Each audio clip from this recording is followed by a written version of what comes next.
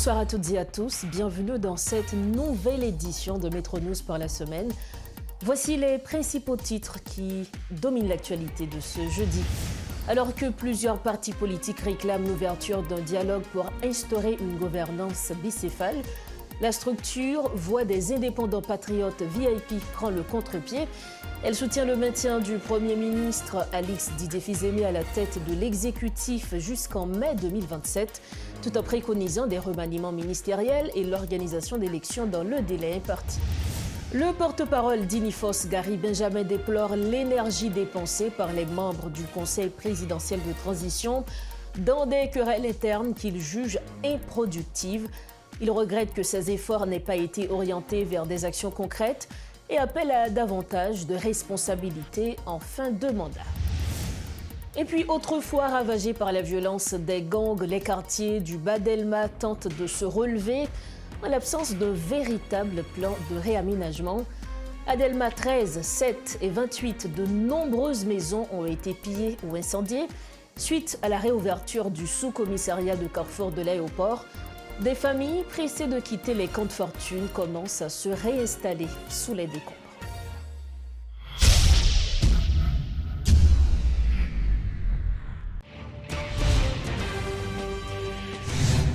Bienvenue au développement des titres de l'actualité. On démarre ce journal en politique. Alors que des partis et organisations politiques appellent le Premier ministre Alix Didier-Fils-Aimé à initier un dialogue en vue de rétablir une gouvernance bicéphale à la tête du pays, la structure politique dénommée Voix des indépendants patriotes VIP, constituée principalement de journalistes, plaide en faveur de son maintien à la tête de l'exécutif jusqu'en mai 2027. Selon cette organisation, le chef du gouvernement devra procéder à des remaniements ministériels sur la base d'un agenda précis, puis organiser les élections dans les délais impartis. Le leader du parti, Élisée Jean-Baptiste, est l'invité de Métro News. Monsieur Élisée Jean-Baptiste, bonsoir, bienvenue sur Plateau Métro News. Bonsoir Madame Ducasse, bonsoir aux auditeurs, auditrices, téléspectateurs et de la radio Télémétropole. Alors, contrairement à plusieurs partis, structures politiques, VIP, qui c'est un nouveau parti politique qui crée justement, t'es proposé en exécutif monocéphale avec Alix Didier-Fils-Aimé dans tête pouvoir. C'est ça qui arrive fait effectivement. Question 1, il y a un pile parti qui a parlé de illégitimité de M. Fils-Aimé. Il a évoqué tout le fait que ces communautés internationales-là qui potaient M. Fils-Aimé. Pour qui ça, discours noir, un petit peu contraire avec ça, l'ensemble des partis dit? Peut-être que les gens qui viennent avec ça, ils oublient dans quel contexte Fils-Aimé est monté comme PM. Pas bien que même les gens qui disent que c'est blanc qui mettait Fils-Aimé, ils ont toujours dit que c'est blanc qui mettait campé Conseil présidentiel de transition KPTA. Mais n'a pas rappelé KPTA, c'est un produit haïtien lié. Son groupe acteur politique, plus pas une soixantaine, il était dit blanc que il y a un bagage qui est plus important que Ariel Henry. Et puis, il y a un support États-Unis, et puis CARICOM, li met dossier, et puis il a avancé. Mais ce n'est pas Jean Blanc qui te dit, mais qui Jean pour faire, mais combien de monde pour mettre, c'était un produit haïtien, made in Haïti.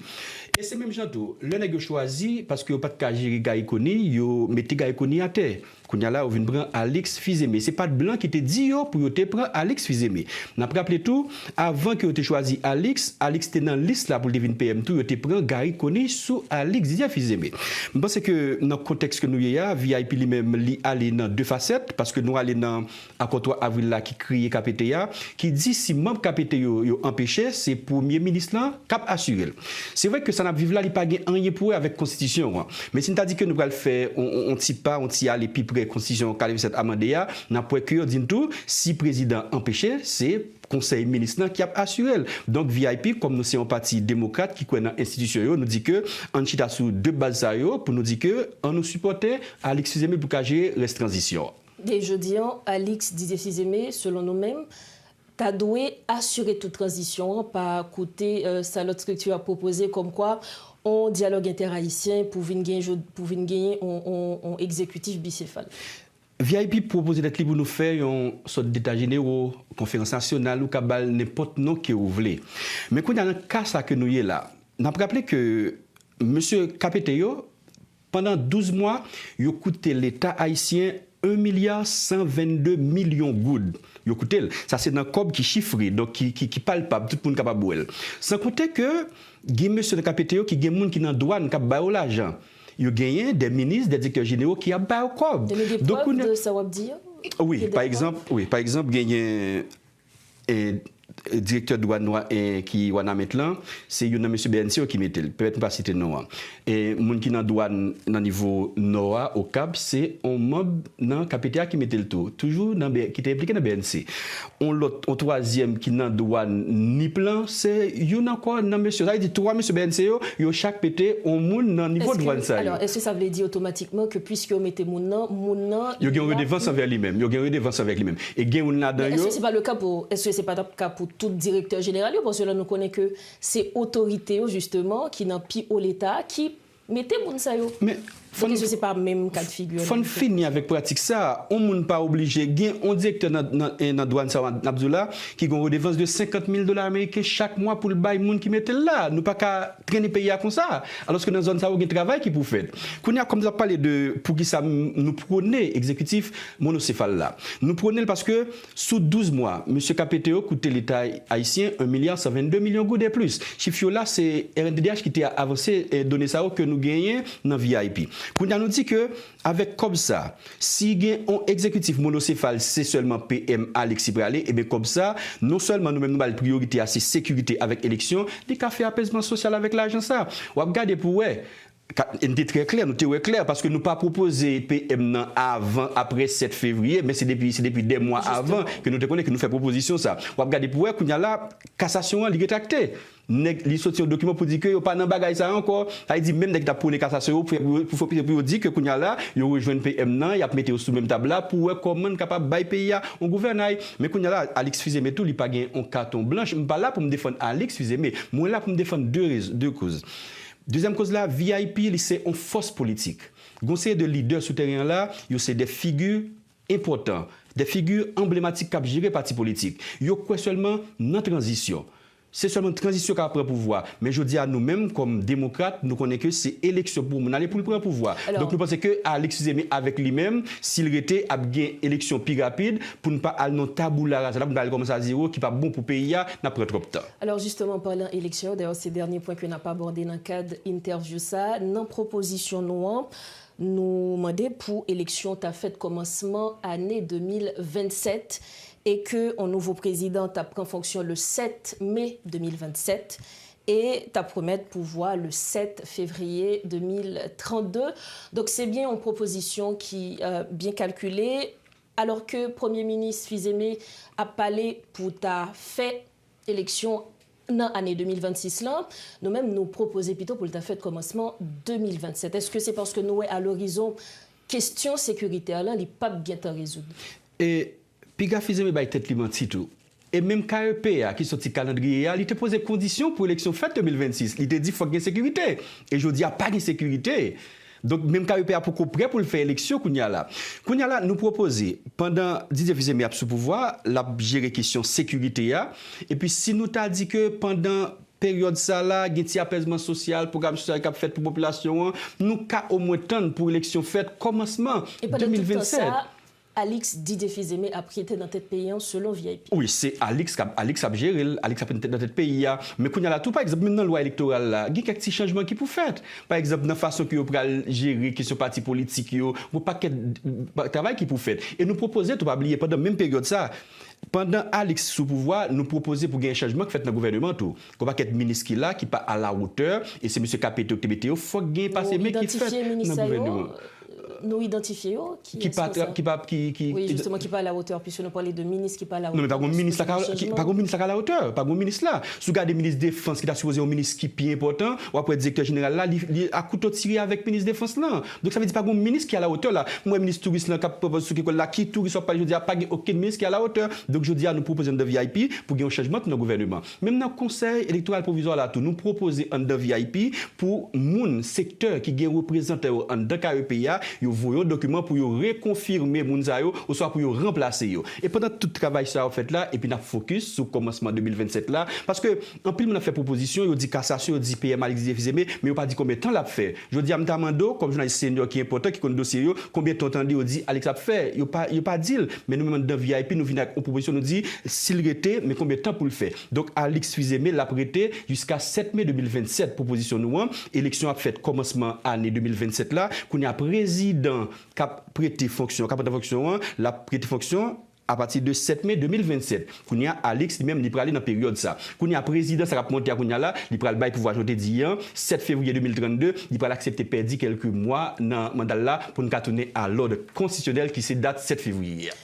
Monsieur Élisée Jean-Baptiste, merci en pile pour l'échange là. Merci en pile. Merci beaucoup. Voilà donc les propos de Élisée Jean-Baptiste. Il est le président de VIP, qui est la voix des indépendants patriotes. Il était l'invité de Métro News ce soir. Merci de votre fidélité à Métro News. Des membres du comité de pilotage de l'accord Montana mettent en garde le Premier ministre Alex Didier Fils-Aimé contre toute dépendance vis-à-vis de la communauté internationale. Selon eux, le chef du gouvernement ne jouit d'aucune légitimité, lui permettant de prendre des décisions engageant l'avenir du pays. C'est une histoire qui se répète, souligne Francisco Alcide, estimant que les mêmes causes risquent de produire les mêmes effets si le locataire de la primature ignore qu'il pourrait n'être qu'un pion de la communauté internationale. Les signataires l'invitent ainsi à les rejoindre afin de dégager un consensus autour d'un exécutif bicéphale pour assurer la transition. Un reportage signé Rodolphe Pierre-Louis. C'est une épée de Damoclès qui tend sur le Premier ministre, selon les membres du comité de pilotage de l'accord Montana. Alex Didier Fils-Aimé n'est que le pion de la communauté internationale, souligne Francisco Alcide, rappelant comment s'est terminée l'histoire de l'ex-PM Ariel Henry. La résolution qui sortit là, 3 février, nous sommes capables de dire à manquer légitimité, mais le fait est certain qu'il y a une proposition de solution faite, comme étant donné, M. Fils-Aimé Lila l'a liquidé les affaires courantes de l'État, l'État pas capable de lutter pour disparaître. De la même façon, nous écrivons, nous disons voilà ça qui sortit, M. Fils-Aimé capable de faire le même bagaille. L'occasion pour les membres de l'accord de se prononcer sur le comportement de la communauté internationale. Donc, je dis, nous avons rappelé tous les citoyens haïtiens, chaque fois que les gens des problèmes savent. On nous rappelle nous, M. Ariel Henry. Blanc était Ariel Henry, Premier ministre, président, a construit. Nous tous connaissons comment ils ont humilié le docteur Noir. Des assises se sont déroulées récemment entre différents acteurs politiques. Une résolution relative à un exécutif bicéphale résume le contenu du document. Les initiateurs disent inviter le Premier ministre à les rejoindre selon leurs propos. Est-ce la meilleure formule? Une question qui reste pendante. Comme nous dit, M. Fils-Aimé, si on s'y grâce pareil qu'il est donné, les cas comprennent la nécessité pour travail à tout Haïtien et pour comment sauver ça qui est capable de sauver. Des membres de l'accord Montana lancent un appel au dialogue national entre toutes les forces vives du pays en vue de trouver une entente comme issue à la crise qui perdure. Qui va conduire le processus? Les membres de l'accord Montana ou le Premier ministre?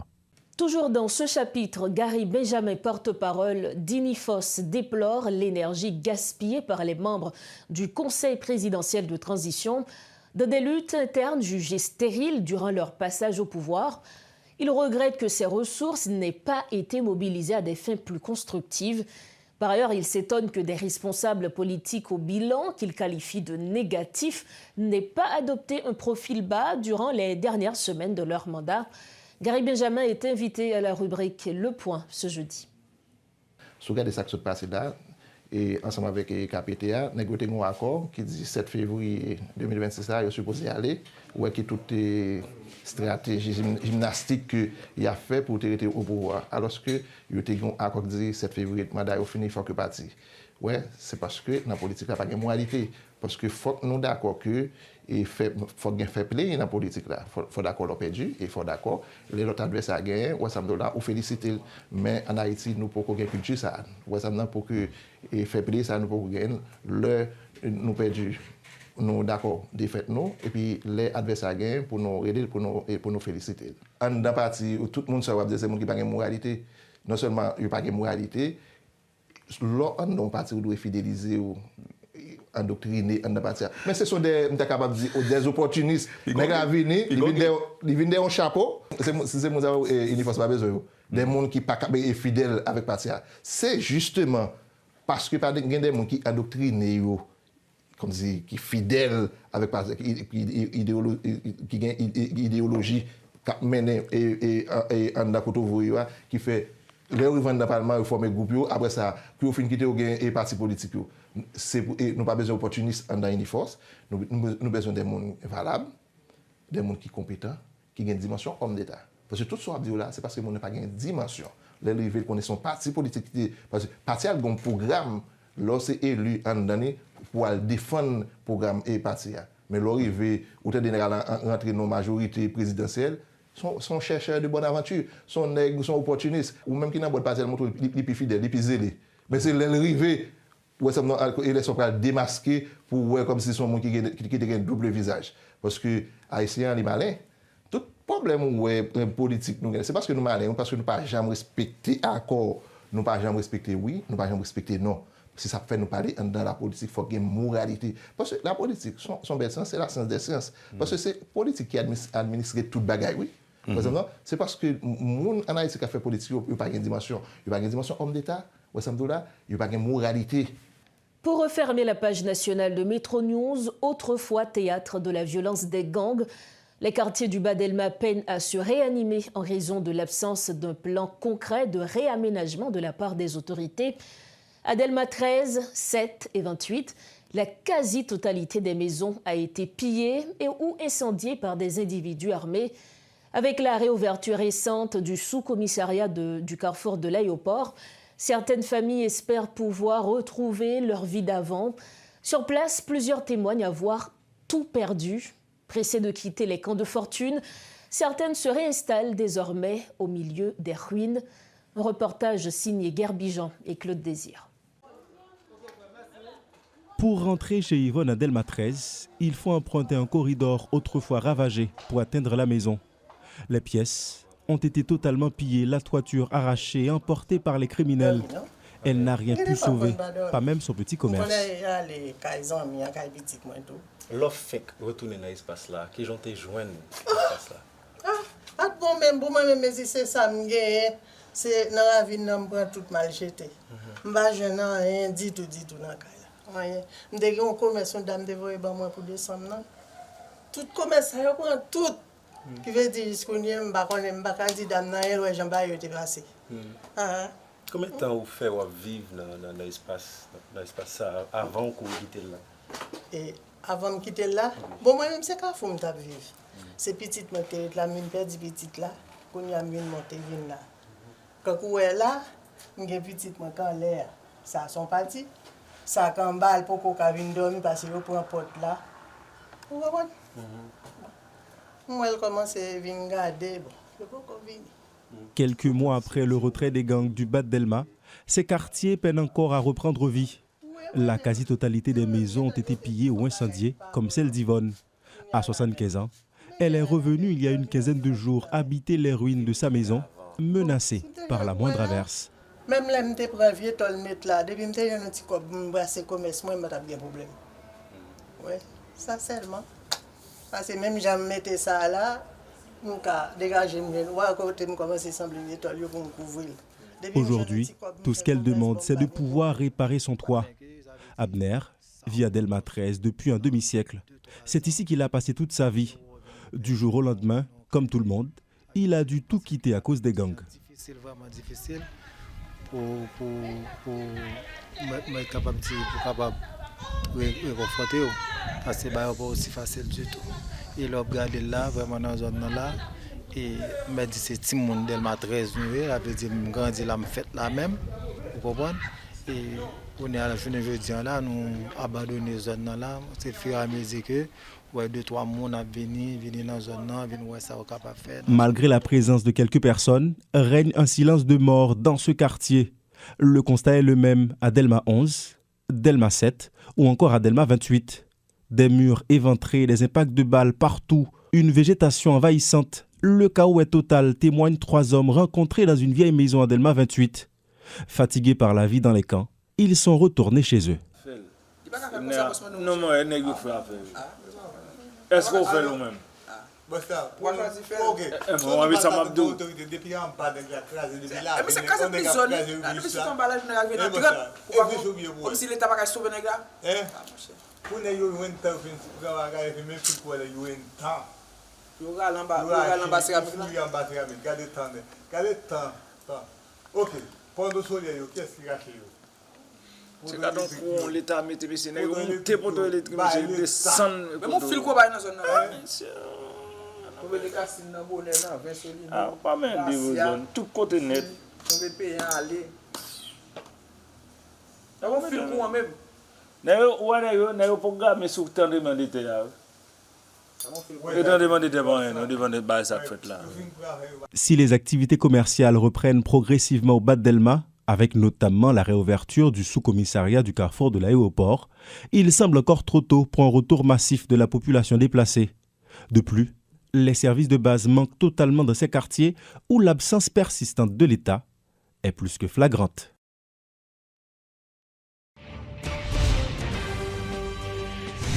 C'est la fin de ce journal, le rappel des titres avant de vous quitter. Alors que plusieurs partis politiques réclament l'ouverture d'un dialogue pour instaurer une gouvernance bicéphale, la structure Voix des indépendants patriotes VIP prend le contre-pied. Elle soutient le maintien du Premier ministre Alix Didier Fils-Aimé à la tête de l'exécutif jusqu'en mai 2027, tout en préconisant des remaniements ministériels et l'organisation d'élections dans le délai imparti. Le porte-parole d'Inifos, Gary Benjamin, déplore l'énergie dépensée par les membres du Conseil présidentiel de transition dans des querelles internes qu'il juge improductives. Il regrette que ces efforts n'aient pas été orientés vers des actions concrètes et appelle à davantage de responsabilité. Et puis, autrefois ravagés par la violence des gangs, les quartiers du Bas Delma tentent de se relever à l'absence d'un véritable plan de réaménagement. À Delma 13, 7 et 28, de nombreuses maisons ont été pillées ou incendiées. Suite à la réouverture du sous-commissariat de carrefour de l'aéroport, des familles pressées de quitter les camps de fortune commencent à se réinstaller sous les décombres. Voilà ce qui referme cette édition de Métro News. Merci de votre fidélité. Merci surtout pour la confiance que vous nous accordez. On se retrouve demain soir. Prenez soin de vous. Bonsoir.